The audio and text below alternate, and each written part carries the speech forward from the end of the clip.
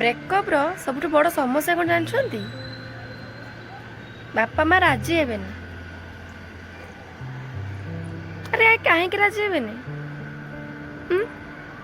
ଯେତେବେଳେ ମଦ ପିଇବା ପାଇଁ ଯାଉଛ କ'ଣ ଘରେ ପଚାରିକି ଯାଉଛ? ଯେତେବେଳେ ସିଗାରେଟ୍ ପିଇବା ପାଇଁ ଯାଉଛ କ'ଣ ଘରେ ପଚାରିକି ଯାଉଛ ବାପା ମାଆକୁ? ଟାଣିବି ଯଦି ପଚାରିକି ଯାଇଥାନ୍ତ ବି କ'ଣ ବାପା ମା ହଁ କରିଦେଇଥାନ୍ତେ? ହଁ କରିବେନି ନା। ତ ସିଧା କଥା, ଯଦି ଘରେ ରାଜି ହେଉନାହାନ୍ତି ତମ ପ୍ରେମକୁ ନେଇକି, ଏଥିରେ ବାପା ମାଆଙ୍କର କିଛି ଭୁଲ ନୁହେଁ କି ତୁମ ପାର୍ଟନରର ବି କିଛି ଭୁଲ ନୁହେଁ। ଏଥିରେ ଭୁଲ ହେଉଛି ତମର। ସିଧା କଥା, ତମର ମଜା ଦରକାର ଥିଲା, ତମେ ଗୋଟେ ସମ୍ପର୍କ ତିଆରି କଲ, ସେ ସମ୍ପର୍କରେ ରହିଲ। ଏବେ ଘରେ ସତୀ ସାବିତ୍ରୀ ମହାନ ପୁରୁଷ ହବା ପାଇଁ କହିଦଉଛ ନା, ବାପା ଯୋଉଠି ତମେ ଠିକ କରିବ ମୁଁ ସେଇଠି ବାହା ହେବି ନା କ'ଣ? ଆରେ ସାଙ୍ଗ, ଏମିତି କରନି। ଏମିତି କଲେ ନା ତମେ ସିନା ଭଲ ହେଇଯିବ, ତମକୁ ନେଇକି ଯୋଉ ସମ୍ପର୍କଟି ତିଆରି ହେଇଛି ତାର କ'ଣ କୁହ ଥରେ, କ'ଣ ହବ ତାର?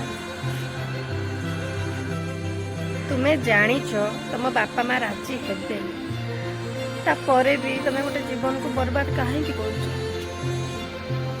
ତାପରେ ବି ଆଜିର ଦୁନିଆରେ ନର୍ମାଲ କଥା, ଆଇ ଲଭ୍ ୟୁ ତ ବାସ୍, ତା ସହିତ ମୋର ପ୍ରେମ ହେଇଗଲା। ଆଉ ଦେଖିବା ପାଇଁ ନାହିଁ କି ପିଲା କେମିତି, ଝିଅ କେମିତି, କ'ଣ କ'ଣ କିଛି ଦେଖିବାର ନାହିଁ। ତୁମେ ଯଦି ଗୋଟେ ସମ୍ପର୍କକୁ ଆସୁଛ ତାହେଲେ କ'ଣ ପାଇଁ? କ'ଣ ଫାଇଦା ନେବା ପାଇଁ? ନାହିଁ ନା। ଟାଇମ୍ ବର୍ବାଦ କରିବା ପାଇଁ? ନାହିଁ ନା। ତାହେଲେ କାହିଁକି ବ୍ରେକଅପ୍ର ଶବ୍ଦ କାହିଁକି ଆସୁଛି? ତମେ ଜାଣିଛ ଯଦି ତମ ବାପା ମା ରାଜି ହେବେନି, ଘରେ ରାଜି ନାହିଁ, ତ ବନ୍ଦ କର ନା ପ୍ରେମର ତାମସା।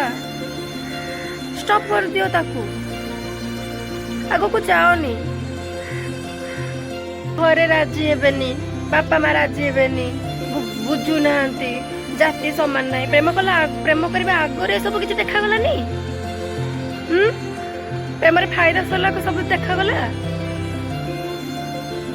କାହିଁକି ଏମିତି କରୁଛ? କ'ଣ ମିଳୁଛି ଏସବୁ କରିକି? ପ୍ରେମ ବଳି ପଡ଼ି ଯାଉଛି ଏଠି। ଘରେ ରାଜି ହେବେନି, ଏଠି ରାଜି ହେବେନି, ଜାତି ମିଶୁନି। ସେଇଟା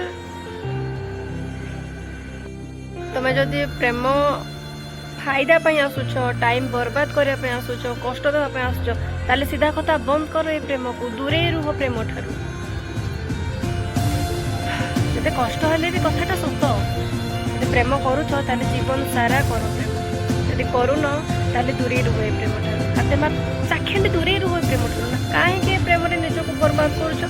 ତମ ସହିତ ଆଉ ଗୋଟେ ଜୀବନ ବର୍ବାଦ କରୁଛ, ଆଉ ତମମାନଙ୍କ ପାଇଁ ଏ ପ୍ରେମଟି ଖରାପ କରୁଛ। ମୁଁ କାହାକୁ କଷ୍ଟ ଦେବା ପାଇଁ କଥା କହୁନି। ଏକା ଏକା ବୁଲୁଥିଲି, କିଛି ଅତୀତ କଥା ମନେ ପଡ଼ିଗଲା, ଭାବିଲି ଆପଣମାନଙ୍କ ପାଖେ ସେୟାର କରିଦେବି।